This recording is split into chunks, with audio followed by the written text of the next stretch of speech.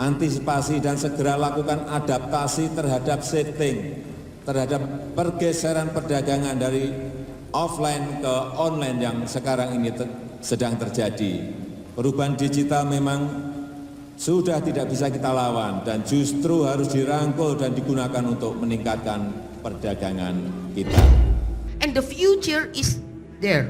Ya. Itu mereka adalah the future gitu ya. Jadi kita menyiapkan gitu. Tetapi masih ada gitu yang saya, Pak San, mungkin ini udah masuk digital. Udah beda ya? Iya beda. Ini Saya udah sama jelas Pak nih San di sini. itu masih itu gitu ya. Iya. Dan ibu-ibu kalau uang di dompetnya tinggal 50.000, 100 udah bergegas ke ATM gitu. Padahal nggak dipakai juga ya. Iya. Tetapi itu merupakan behavior gitu. Nah, jadi sekali lagi Bank Indonesia sebagai otoritas sistem pembayaran menyediakan uang itu, kita memberikan opsi kepada masyarakat.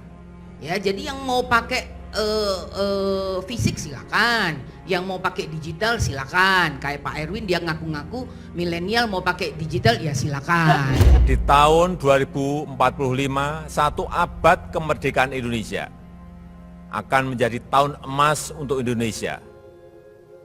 Indonesia emas. Ini adalah visi besar Indonesia. Indonesia emas yang diwujudkan melalui industri 4.0. Ekonomi digital dan industri 4.0 Indonesia tercepat di Asia Tenggara.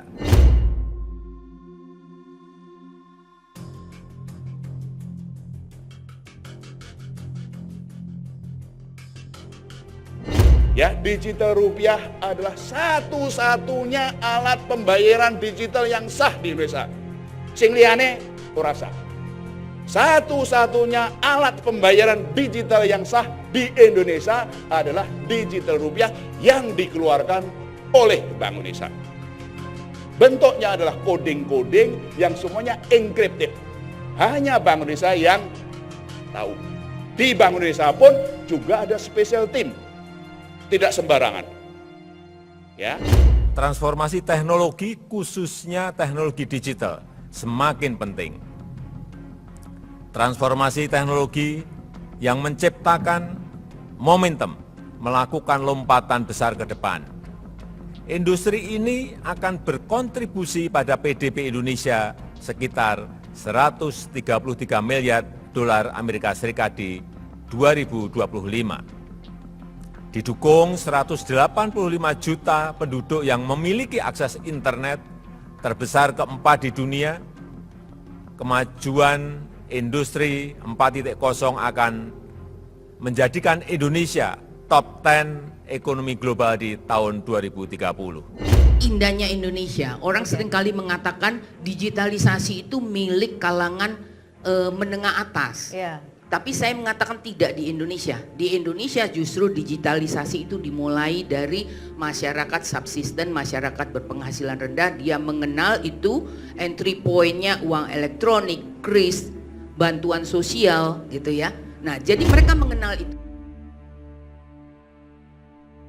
Beberapa bank sentral di dunia termasuk Bank Indonesia sedang mengkaji untuk mengembangkan rupiah digital atau sering dikenal dengan Central Bank Digital Currency atau CBDC.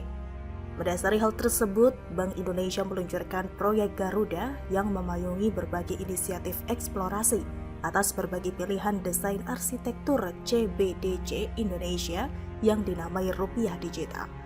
Rencananya proyek Garuda Digital alias rupiah digital tersebut akan diluncurkan pada Juli 2023. Rupiah digital merupakan uang rupiah yang memiliki format digital serta dapat digunakan seperti halnya uang fisik atau uang kertas dan logam, uang elektronik atau chip dan server based, dan uang dalam alat pembayaran menggunakan kartu atau APMK atau kartu debit dan kredit yang kita pakai saat ini.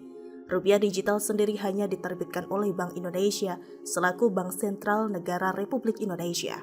Rupiah digital juga tidak termasuk dalam aset kripto ataupun stablecoins. Diketahui uang rupiah digital tersebut menggunakan teknologi blockchain. Singkatnya, blockchain dapat dikatakan sebagai buku besar yang berguna untuk mencatat transaksi secara digital. Harapannya, penggunaan uang rupiah digital dapat diakses dan digunakan oleh seluruh warga negara Indonesia dimanapun mereka berada selama mereka memiliki handphone. Masyarakat juga dapat melakukan transfer kepada siapapun dengan cepat dan tanpa persyaratan yang memusingkan. Uang rupiah digital akan menjadi salah satu opsi pembayaran tambahan bagi warga Indonesia dan dapat dijadikan solusi dari permasalahan sistem pembayaran serta infrastruktur keuangan yang belum efisien di Indonesia. Banyak masyarakat Indonesia yang masih menggunakan alat pembayaran tradisional yang kurang efisien. Berbeda dengan area perkotaan yang sudah mulai mengalami digitalisasi, sehingga mulai terbiasa menggunakan alat pembayaran digital. Alasan lain Bank Indonesia mencanangkan program tersebut ialah meskipun telah banyak lembaga-lembaga yang membuat pembayaran digital, data digital dari setiap lembaga tersebut terpisah dan sulit untuk dimonitoring. Akibatnya ketika pemerintah mencoba membuat kebijakan ekonomi atau kebijakan moneter, memerlukan waktu untuk memproses kebijakan tersebut untuk segera direalisasikan. Seperti yang kita ketahui, terdapat alur dalam membuat kebijakan, yaitu kebijakan yang dibuat oleh Bank Indonesia tersebut tidak langsung dikerjakan namun menunggu bank-bank umum untuk bergerak. Jadi, uang rupiah digital merupakan salah satu alternatif pembayaran yang dapat digunakan dengan mudah dan termonitoring oleh satu lembaga saja dengan sistem private blockchain oleh Bank Indonesia atau Bank Sentral. Berbeda dengan uang elektronik dan dompet digital yang terpantau oleh masing-masing lembaga terkait saja.